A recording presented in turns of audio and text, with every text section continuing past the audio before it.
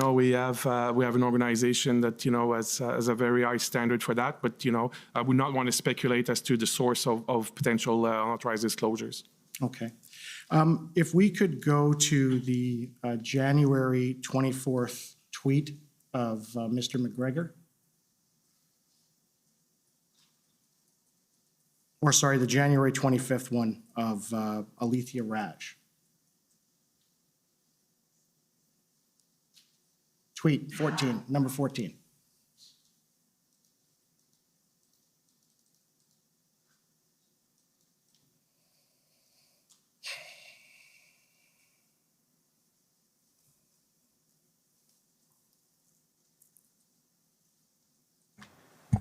Council, it might be assistance for you in your time. If you know the page reference in that PDF, it'd be a little bit faster. It does not appear to be hyperlinking to the particular. Yes, I think the hyperlinks didn't carry through when we uploaded. Unfortunately, that happens sometimes. That's why I wanted to use my sheet. Well, in any event, sir, I'm just gonna ask you. I want to bring up then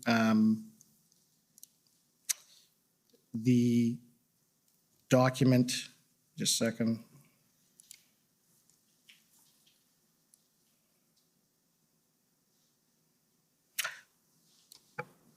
I'll just bring it up on the normal document relativity, and I'm going to have to ask for more time. I tried to get this dealt with, and if I was permitted to use the examination sheet that my friend's trying to stop me from, I wouldn't be in this position.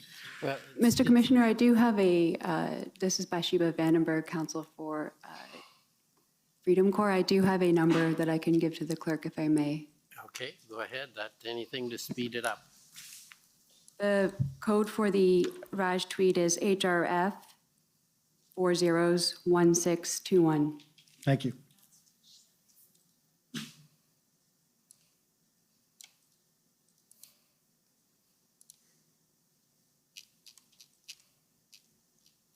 And that's also at page 17 of the document that I had put up, actually. So if you want to we can do that. So, sir, do you see that? That tweet there, it's from the 25th. It's retweeting the January 6th event narrative that had been released in the media prior to the convoy arrived. Well, I'm looking at the screen now. Yep. Okay. Did you know that that tweet is what resulted in the political executive essentially becoming concerned with the convoy and having internal discussions about the narrative they were going to build? Were you aware of that? I'm not sure I understand your question. I'm sorry, Council. Okay. So I'm going to take you to, and sir, I have them consolidated. They're the text messages between Mary Liz Power and as well as Alexander Cohen. They're verbatim in my examination aid. There's nothing added. If I could bring up the examination aid, please, again, and I can use that, and we can just scroll to where it starts with Mary Liz Power.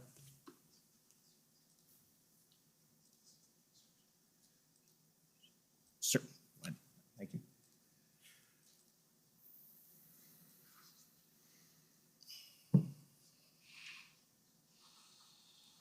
Does council have any objection to the use of the examination, or? If he's going back to the same document that. Well, then I'll read it to him. Okay, verbatim. So on January 25th at 9:22 a.m., Mary Liz Power, Issues and Policy Advisor to the Office of the Prime Minister. They have a text message exchange with Alexander Cohen, the Director of Communications to the Minister of Public Safety, okay? And it begins when that tweet is sent. They send it out, all right? And Mary Liz Power sends that text to Alexander Cohen and states, "I'm sure you've seen this, but flagging." Alexander Cohen responds, "Yep. I've been encouraging journalists to take a closer look at who these people are, in brackets, and where their 3 mil comes from, close brackets. Obviously, a light touch given the portfolio." Then Mary Liz Power states, Do you know if there's anything to be found in that GoFundMe? And Alexander Cohen replies, I think it's worth looking into. I've put Mary Wolf on it. Highlighted, well, it was highlighted, and she's obsessed with this kind of stuff. Mary Liz Power replies, nice, I'll look into what I can do. Now, can you agree with me from an intelligence perspective that those are two staffers building a political narrative with respect to a national security issue? Commissioner, there's a lot of information that has been put to us now. I have not read those tweets before. I could not make any informed, opinion of what this information is in the context of, Okay. of That's today's fine. hearing. And then later that day at 12:02 p.m., Mary Liz Power and Alexander Cohen exchanged further text messages, all right? So Mary Liz Power states, got a quick response. People are into it. LMK, meaning let me know, if your boss is too. Happy to help however I can. This is what I sent, though, by the way. And this is whoever she sent it to with respect to the narrative. Hi, I just had a chat with Alex at PS, who had a bit of an interesting idea. As you saw in the pod goals chats, the trucker convoy and some of their more extreme comments, in brackets, i.e. calling for a January 6th style insurrection, close brackets, are getting more coverage in media. Alex was surveying where there'd be interest in his boss, that's the public safety's minister, doing some media on this eventually. He was chatting with Mendicino about right before he went into the cabinet retreat. I think there could be an opportunity in getting in on the narrative of the truckers, particularly with the research that the LRB is doing into their backers.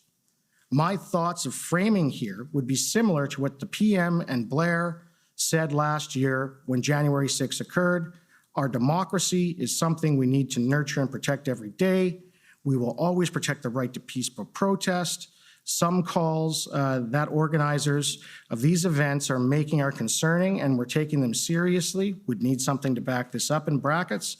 We'll continue to monitor the situation closely, and the fine line to walk would be to ensure we are not looking like we're directing the police, which obviously is not the goal here.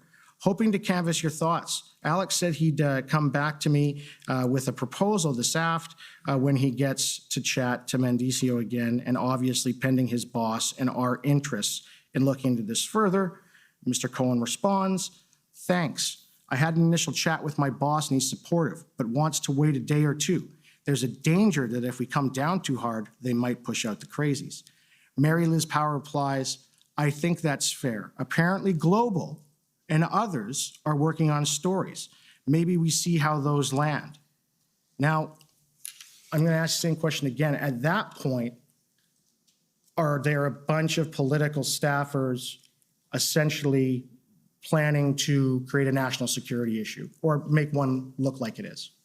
Mr. Commissioner, I will have the same answer. There's a lot of information just been put to us for the first time. There are acronyms that were mentioned. I don't know what they refer to. And I think, I could speak to information I'm aware of, privy to, but unfortunately not this one, Council. So are you aware of the LRB, what it is? You are, aren't you? Not the specific acronym, maybe if you spell it out. Liberal Research Bureau.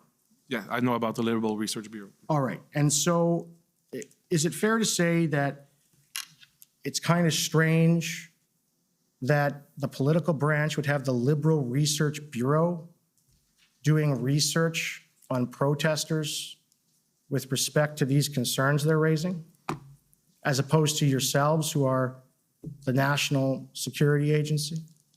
Mr. Commissioner, I would say that, this is not something that would be of interest to CSIS. As my colleagues and I have testified, we very much, since the beginning, mid-January on, we've been looking at these issues and the developments and potential threat to the security of Canada based on the CSIS Act. So we would not be looking necessarily for what other parties would be involved in this context. Okay, can we go to document SXM.can.00006358 _ rel.0001.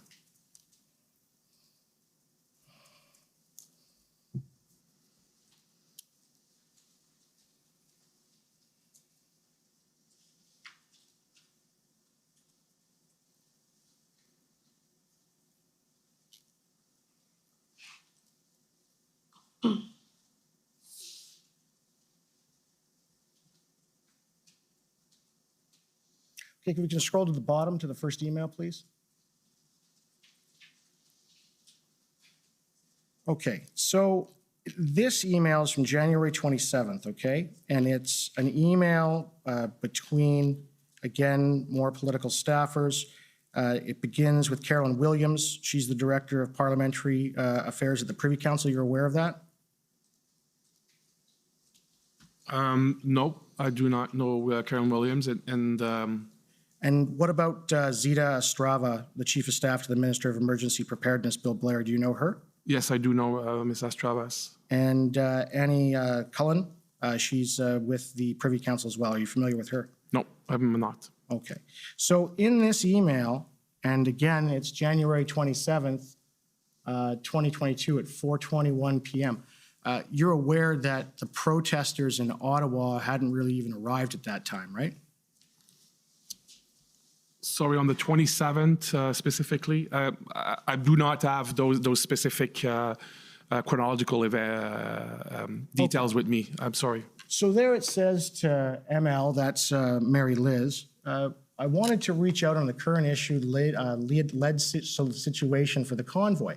Given how this is transitioning to a whole of government coordination response, I feel like emergency preparedness, we are well-positioned office to provide more of a high-level messaging going forward.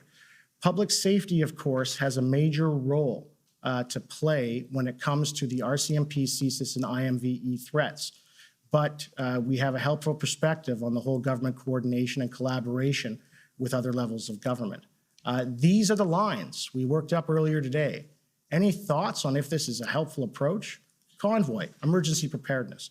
And it says, our government recognizes and respects that everyone in Canada has the right to safe and peaceful protest.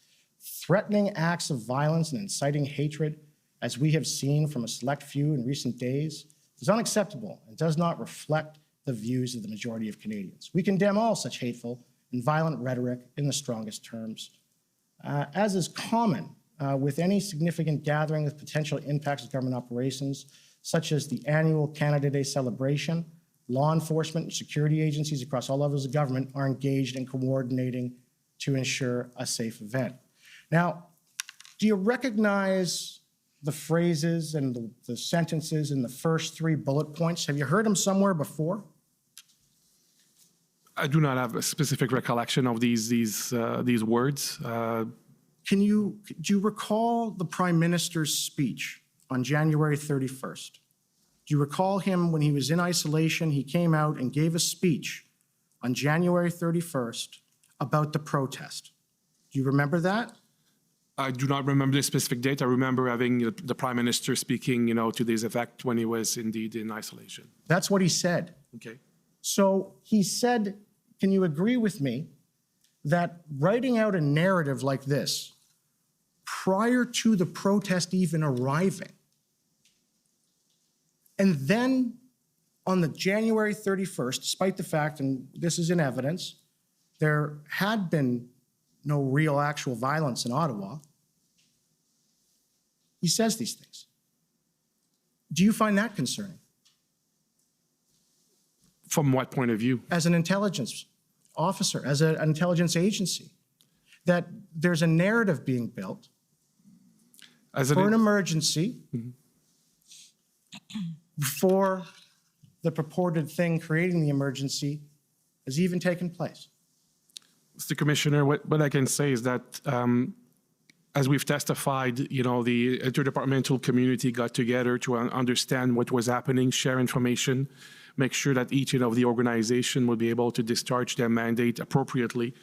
And so at that point, of course, we are, as I testified, we're keeping aware of what's happening around us, but we are very much focused on making sure that we are discharging our investigative responsibilities and not opine on other issues. Okay, and let me ask you this. The biggest concern, it appeared, was over the first weekend of the protest.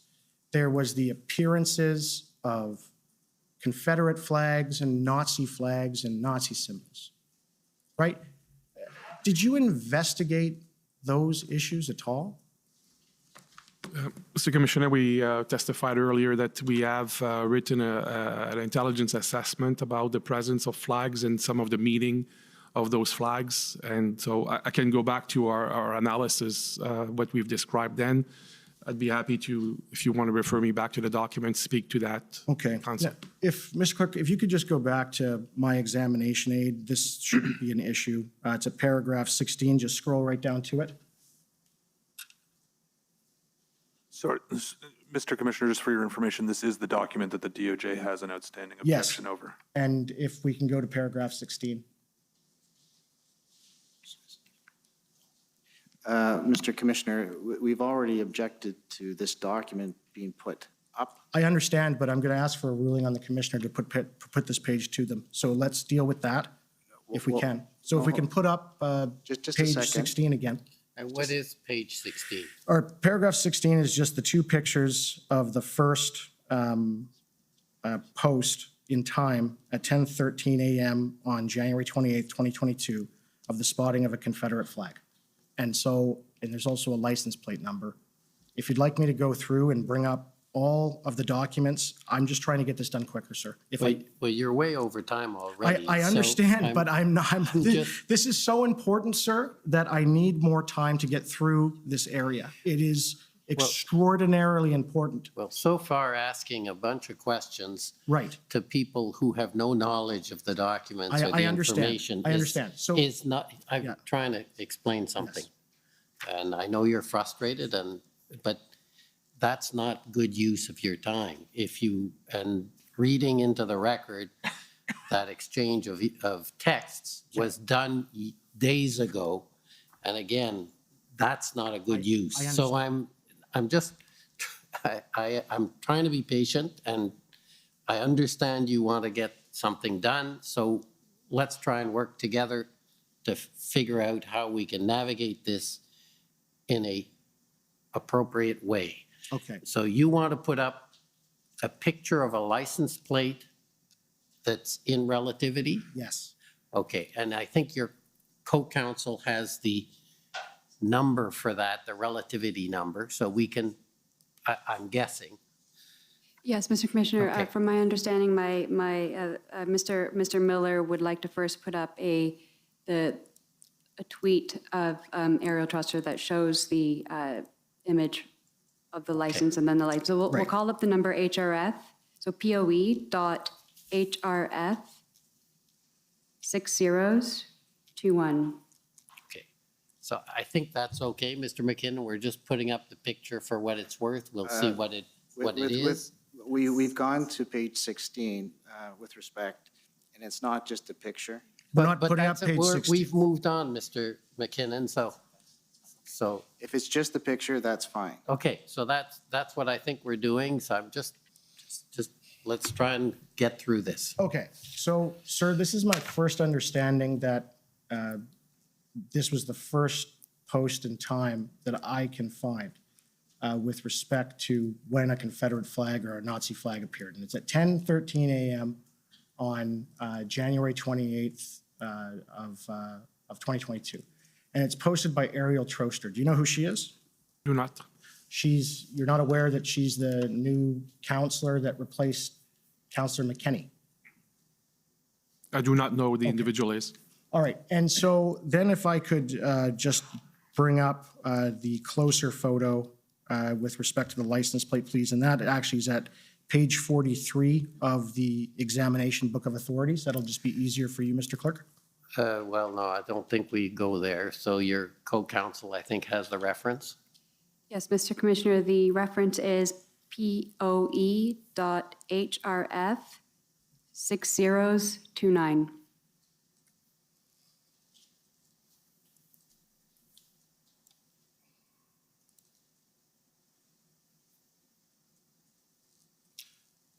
So, and it's been clear, so online, that license plate number is BL, then it's got a crown in the middle, is 3, and I can literally tell you what it is, and people were trying to look it up. It's viewable. Did at any time CSIS do an investigation into who that license plate holder was? Mr. Commissioner, I do not have the specific knowledge of this, and even if I had specific knowledge, we would not be at liberty to disclose specific Right. details. That's why there was an in-camera session with the Commissioner and Council. Okay. And so the next document then would be second, please. The next document is the one that comes after in the examination aid, and it is the January 29th being POEHRF 0000000024.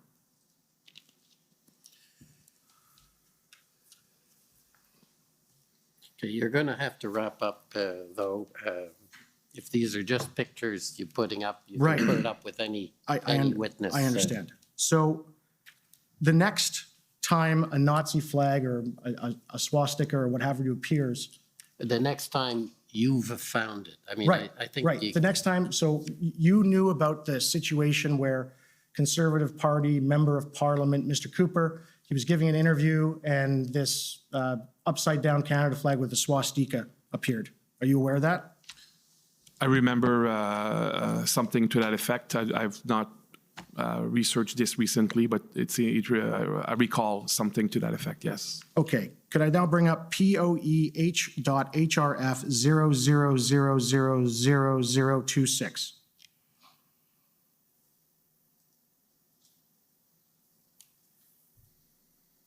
Okay, so this is the post from a fella by the name of You Skip Pop, unidentified on Reddit. He posted at 3:12 p.m. And it's, from my understanding, the first time that the Nazi flag photo appears. Are you aware of that? I'm not aware of that, and I'm not seeing Yeah, it's just the, anything other I'm than, just trying to get through it. And then there is the issue with respect to that, that no one was able to identify this gentleman. And I believe there's a close-up photo of my friend, Ms. Vanberg. Okay, I think that's going to have to be it, though. Right. Well, I'm just going to, if we're going to run out of time, is this. Were you aware that the first time that the picture of the gentleman all covered in army fatigues with a mask over his face, walking with a Confederate flag through a crowd, it first appeared in an opinion piece in the Toronto Star from someone who actually works for the Liberal Party of Canada? Were you aware of that? Mr. Commissioner, my friend seems to be giving evidence now. I'm asking if he's So aware of he it. asked a question, and I can guess at what the answer is Right. going to Right, be. okay, Right. but there's a presupposition of a fact that's not it. Yeah, that's not an evidence. because you keep interrupting me when I'm trying to ask questions and I'm No, running out of time. Just, please. Okay. So I'm not aware of the articles, and I'm not aware of those facts that you mentioned. Right. I'm sorry. are you aware of a company called Enterprise Canada? Not specifically, no. And have you identified the individual, one that is, it was all over the news, the gentleman that was carrying the Nazi flag? Have you identified him yet?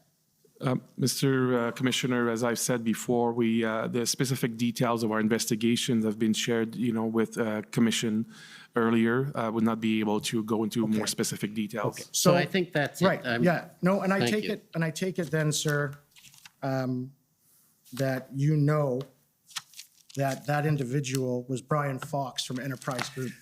I have not said anything of that respect, Council. I have not testified to that, Council.